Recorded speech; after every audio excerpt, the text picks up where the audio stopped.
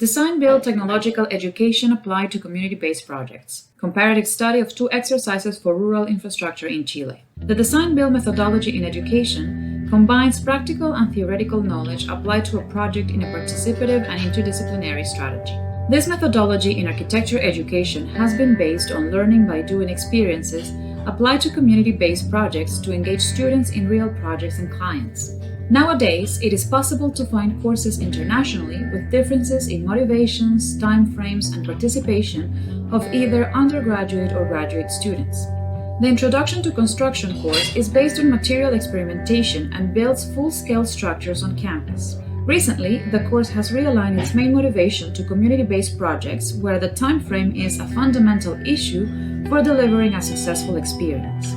Through the 6-month academic term, the course develops study prototypes and a full-scale build structure. During 2019, a 3-month version of the course in workshop mode was implemented.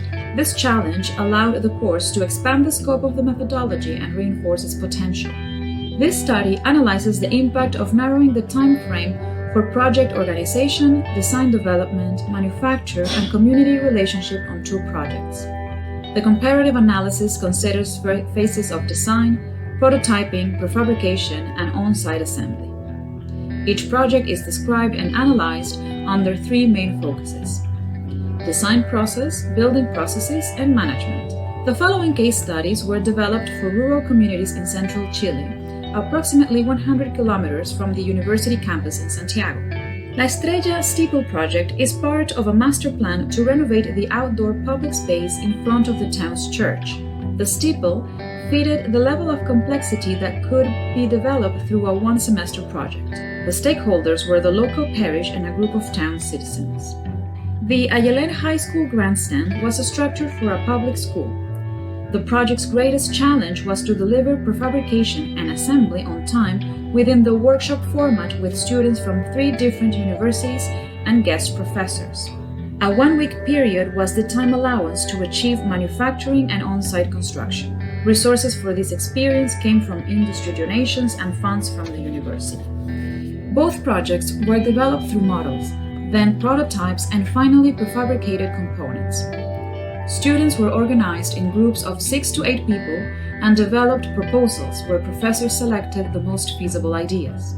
Designs were split into separate components to be assembled as one single structure. The experience considered an iterative process, moving forwards and backwards at different scales allowed the testing and scope of different structural schemes. Then, a full-scale prototype stage followed, which dealt with joints. The main difference in the design process on both projects was time management. On the one hand, the Steeple project was developed on an extensive process throughout a full academic semester. City permits and liability issues had to be considered and required an overall period of 30 weeks. On the other hand, the grandstand project was developed through intensive shorter periods on full labor days. It started with drawings and models during the first 3 weeks, followed by an intensive 7-day stage of prototyping, manufacturing, and assembly. The building process of both projects considered prefabricated timber structures that used light elements, such as studs and boards, and were installed on site on 2-day sessions using cranes. Prefabrication was envisaged as large components due to the remote location of both projects. Add-on components were adapted to fit the main frame structure that was fully assembled before being lifted. Both study cases used similar manufacturing and assembly systems, adapting them to human resources and deadlines for each case. For the Steeple project, a local contractor developed the footings and main frame. The students worked on adding components to the structure such as roof, steel mesh cladding, and steel bracings. For the grandstand, only footings and crane were subcontracted. Everything else was entirely built and assembled by students. The project management considered different stages, each with defined milestone as mandatory tasks to enable the start of the next stage. In the Steeple project, a group of local stakeholders managed the relationship with the community, the parish, and the academic staff. The community's participation took place through meetings and an online voting instance to discuss the steeple design. due to regulations and code requirements, the latter stage considered assistance by consultants and council approvals.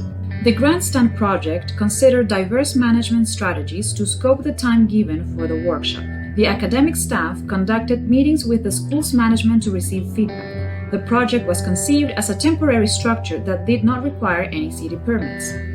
Some project stages were developed simultaneously to meet the schedule. The academic staff conducted the project design development with students while at the same time coordinated on-site requirements with the community and contractors.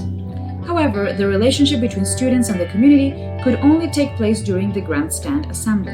Results show that the community-oriented design-build process encourages architectural training aligned with both social and building sustainable principles. The comparative analysis between both experiences shows similarities in the project development despite substantial different schedule. Time frame constraints have various impact levels in the phases. Design and manufacturing phases were affected by reducing the iterative process applied to drawings and scale models. Design development was based on full-scale prototypes and required more assistance from the academic staff. Prefabrication systems fulfill the requirements for remote manufacturing and effective on-site assembly process for small structures. The community participation in the design process and student involvement was heavily weakened by the time frame reduction. Therefore, there is a need for further research on how to incorporate and enable students in the management process.